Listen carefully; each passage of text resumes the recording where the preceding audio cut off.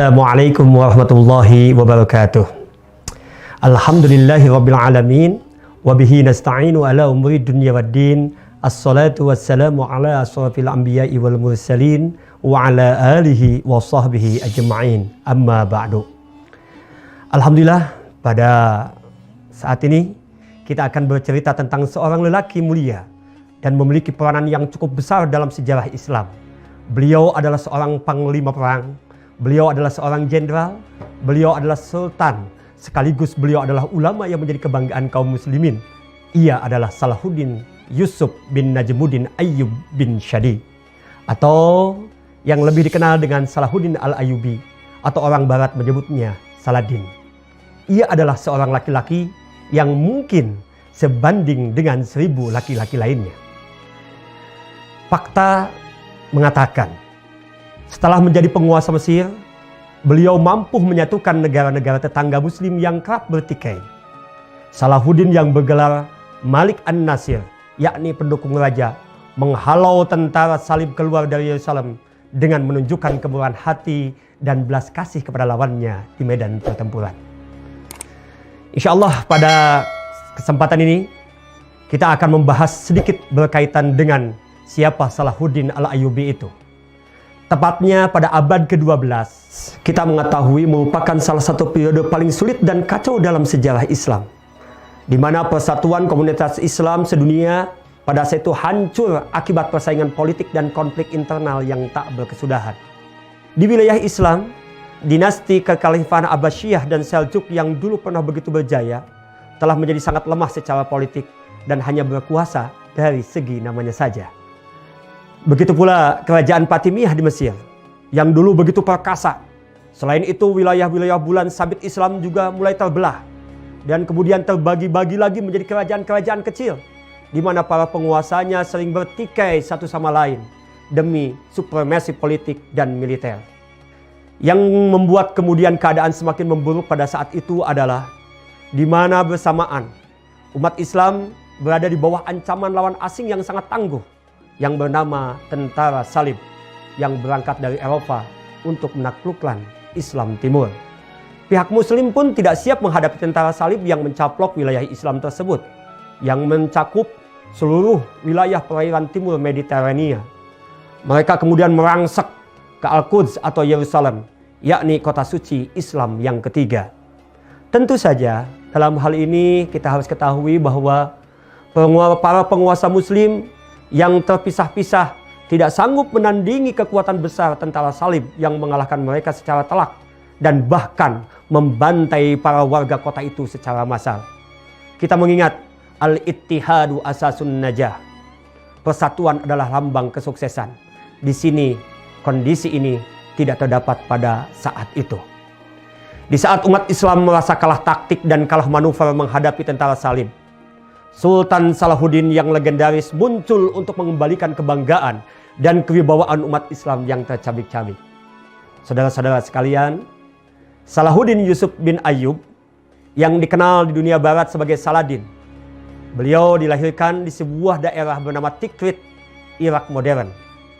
Beliau berdarah Kurdi dan keluarganya datang dari Armenia, Asia Tengah. Setelah menetap di wilayah yang kini termasuk Irak Utara, serta sebagian lagi masuk ke wilayah Turki dan Suriah, para anggota keluarga Ayyub menjadi warga terkemuka di wilayah mereka.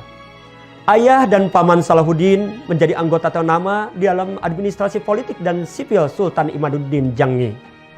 Dan perlu diketahui bahwa pada tahun kelahiran Salahuddin, sang ayah yakni Najmuddin Ayyub diangkat sebagai gubernur kota kuno Heliopolis, yang nantinya kota ini berganti nama menjadi Ba'alabek dan saat ini terletak di wilayah Lebanon. Salahuddin muda menghabiskan tahun-tahun awalnya di kota kuno tersebut. Karena ayahnya seorang pengikut sufi terpelajar, Salahuddin pun mendirikan sebuah pemondokan sufi atau yang disebut dengan zawiyah yang diperuntukkan untuk para sahabat-sahabatnya yang memiliki pengetahuan spiritual. Di tahun-tahun awalnya, Salahuddin mempelajari Al-Quran dan menerima pelatihan mendalam dalam bidang keilmuan Islam tradisional, serta juga beliau menerima pelatihan tata bahasa, sastra, dan puisi Arab. Jasa luar biasa Ayyub kepada Imaduddin, monarki atau kerajaan yang berkuasa kala itu, membuatnya memperoleh penghargaan yang cukup besar dari beliau. Namun, menyusul kematian mendadak pelindungnya itu, keluarga Ayyub dipaksa bertahan menghadapi kesulitan politik dan ekonomi. Situasi berubah.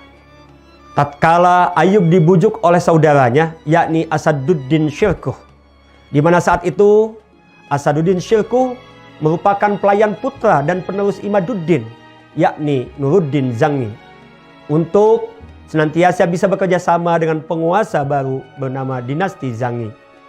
Ayyub pun setuju membantu Nuruddin untuk mengkonsolidasikan cengkramannya pada kekuasaannya. Sebagai penghargaan atas kerjasamanya, pada saat itu Nuruddin mengangkat Ayyub sebagai gubernur Damaskus. Dengan kata lain, ayahanda dari Salahuddin menjadi gubernur Damaskus. Kala itu Salahuddin masih berusia sangat remaja dan hampir menghabiskan satu dekade berikutnya, yakni antara tahun 1154 sampai dengan tahun 1164 dia di rumahnya bersama orang tuanya tinggal di Damaskus. Sebagai seorang anak gubernur, Salahuddin begitu dijunjung tinggi oleh semua orang.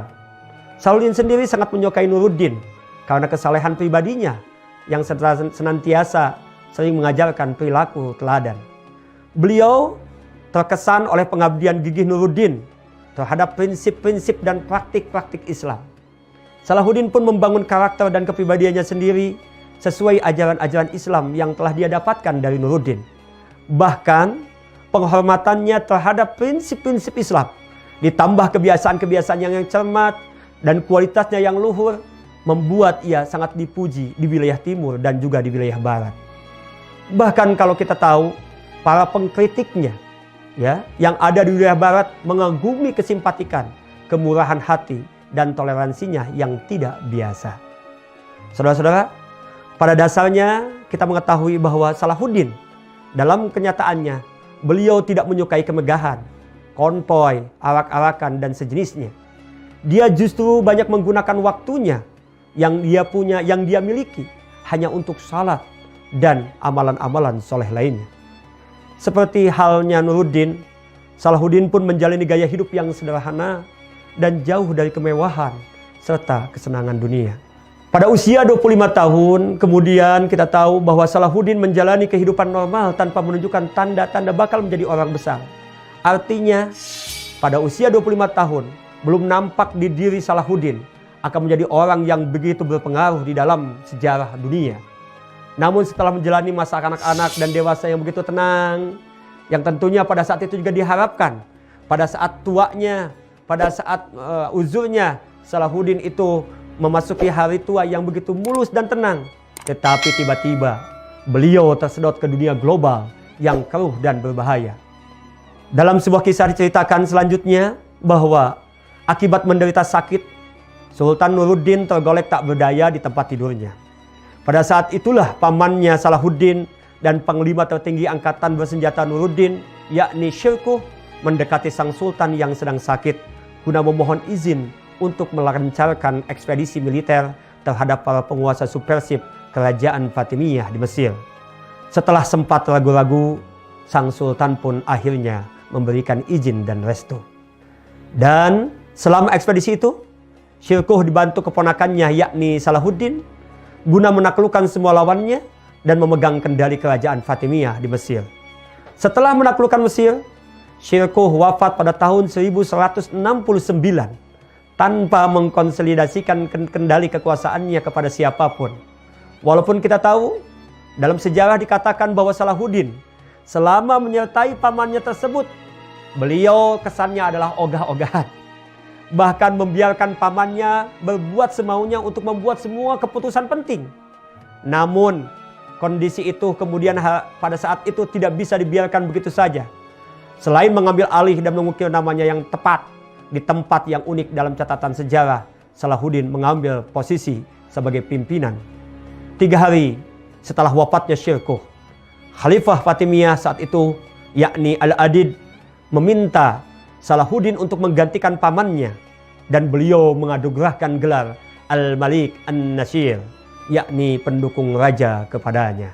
Kalaupun usianya baru 30 tahun, yakni pada saat Salahuddin mendapatkan kedudukan sebagai penguasa di Mesir, dia atau beliau telah menjadikannya seorang operator politik yang lebih kuat, gigih dan bijaksana.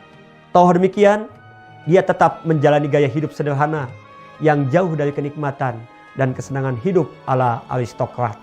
Menurut orang-orang sejamannya, kehidupan pribadi Salahuddin tetap sederhana sebelumnya dan mencurahkan banyak waktunya untuk beribadah dan bermeditasi.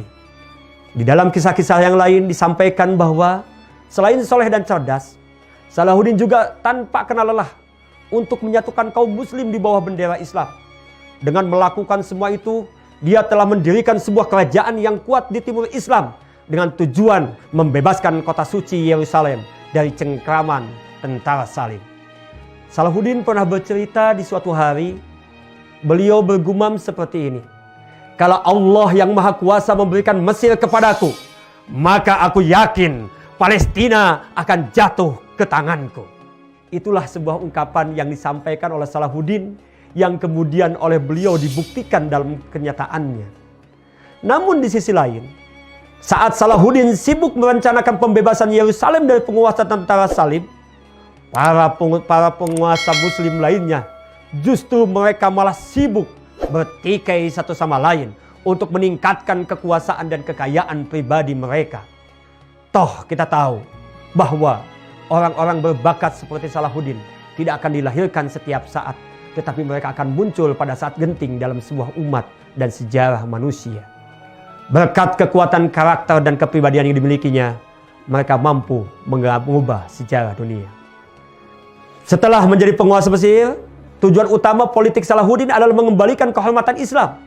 Dengan salah satunya adalah mengusir tentara salib dari bumi Islam Yerusalem. Keberhasilan dan kemenangan tak terduganya atas tentara salib mengokohkan reputasinya sebagai pendukung besar Islam, dan dia juga menjadi salah satu raja pejuang tersukses dalam catatan sejarah. Sebagai Al-Malik An-Nasir atau pendukung raja, Salahuddin melakukan reformasi menyeluruh di dalam eselon-eselon kekuasaan tertinggi di Mesir. Beliau mengubah ulang struktur sipil dan administrasi pemerintahannya. Dia juga menggerus sebagian besar elemen yang korup, licik dan berbahaya, serta menggantikan mereka dengan orang-orang yang bersih, jujur dan lurus. Selanjutnya, Salahuddin mengirimkan undangan kepada ayahnya Ayyub yang saat itu masih tinggal di Damaskus untuk segera bergabung dengannya di Mesir. Dan pada akhirnya Ayyub pun bermigrasi ke Mesir bersama keluarganya, termasuk saudara jauh dan teman-temannya.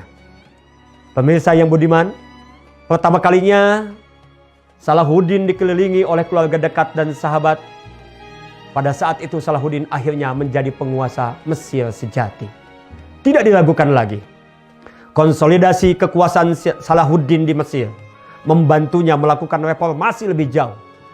Termasuk di dalamnya kita tahu bahwa beliau melakukan penghapusan terhadap dinasti Fatimiyah yang mulai merosot. Dan itu dilakukan oleh beliau dengan penuh adab, dengan penuh tata sopan setelah kematian Khalifah Fatimiyah terakhir, yakni Al-Adid, dan redistribusi semua kekayaan dan properti yang ditimbun dinasti Fatimiyah kemudian ditata ulang oleh beliau. Salahuddin membagi sebuah kekayaan itu menjadi 3 bagian. Sebagian untuk Khalifah Abbasiyah di Baghdad, sebagian untuk Sultan Nuruddin di Damaskus, dan sisanya dimasukkan ke dalam kas negara atau Baitul Mal untuk sepenuhnya kesejahteraan rakyat Mesir. Salahuddin sendiri menolak menyimpan apapun untuk dirinya sendiri atau keluarganya.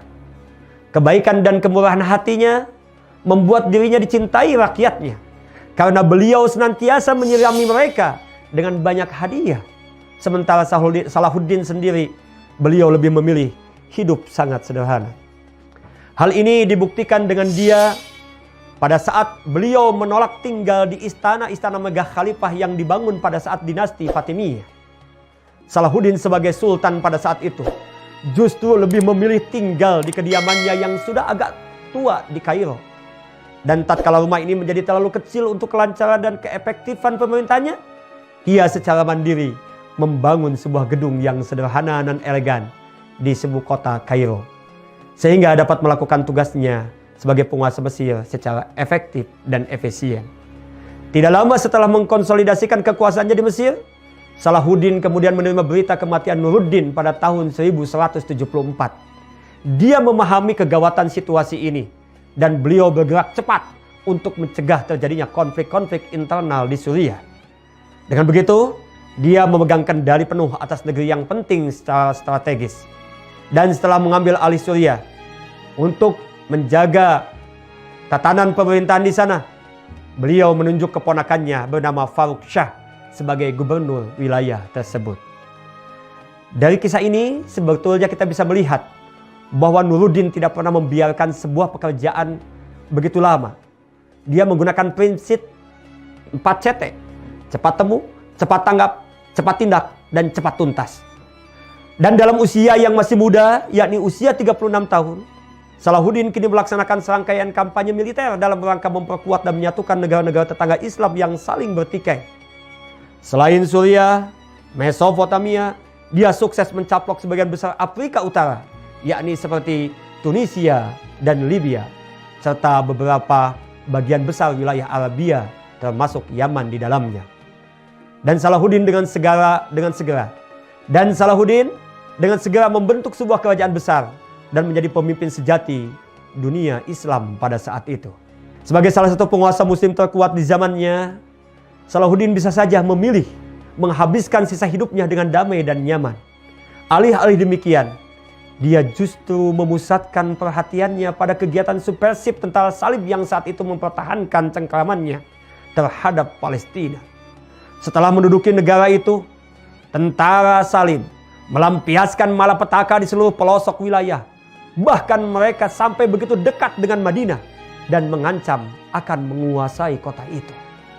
Ketika Salahuddin mendengar berita tentang perlakuan kasar tentara salib terhadap penduduk Madinah, dia bersumpah akan menghukum para kriminal itu dengan tangannya sendiri. Sebagai panglima tertinggi angkatan bersenjata, Salahuddin meninggalkan Mesir dan memimpin langsung pasukannya menuju Palestina untuk menghadapi ancaman tentara salib. Pasukannya bertemu dengan lawannya di sebuah wilayah bernama Tiberias di dekat Danau Galilea pada tahun 1187. Pertempuran sengit pun terjadi. Pasukannya melancarkan serangan secara dahsyat dan terkoordinasi terhadap pasukan tentara salib di bawah pimpinan Jenderal Frank, yang dengan segera pasukan tersebut kehilangan semangatnya karena melihat semangat jihad yang dibawa dan menjadi bagian dari pasukan muslim. Dalam keputusasaan, beberapa jenderal pasukan Frank meninggalkan pasukan mereka dan menghadap langsung kepada Salahuddin. Mereka memohon kepada Salahuddin untuk mempercepat kemenangannya dan meringankan penderitaan mereka. Dalam perang bersejarah ini dikenal sebagai perang Hittin atau ada yang menyebutnya Hattin.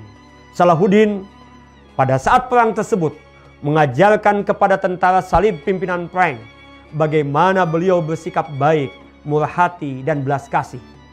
Dan sejak itulah namanya menjadi simbol keberanian dan kepahlawanan baik di timur maupun di barat. Kemenangan yang didapat di Tiberias membuka pintu ke sisa pelosok Palestina. Salahuddin bergerak cepat sebelum pasukan Frank kembali menyusun kekuatannya. Dan Salahuddin masih sempat menunaikan salat Jumat berjamaah di masjid yang selama 3 generasi sebelumnya diubah menjadi gereja oleh tentara salib. Subhanallah, alhamdulillah. Secara sendirian, Salahuddin menghadapi kekuatan Eropa bersatu dan mampu memecah kekuatan itu menjadi berkeping-keping. Salahuddin tak butuh waktu lama untuk menguasai sisa Palestina termasuk Yerusalem. Dan dia melakukannya tanpa menumpahkan darah orang-orang yang tidak bersalah. Berbeda dengan apa yang telah dilakukan oleh tentara salib. Tatkala pertama kali mereka memasuki Yerusalem, mereka membantai seluruh warganya sehingga seluruh kota menjadi merah karena darah. Kebaikan dan kemurahan hati Salahuddin menyentuh hati dan pikiran semua penduduk Yerusalem.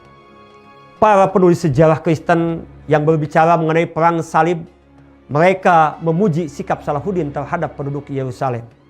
Dan berkat Salahuddin pula, Al-Quds, yakni kota suci Islam ketiga, kembali menjadi bagian dari kejayaan Islam.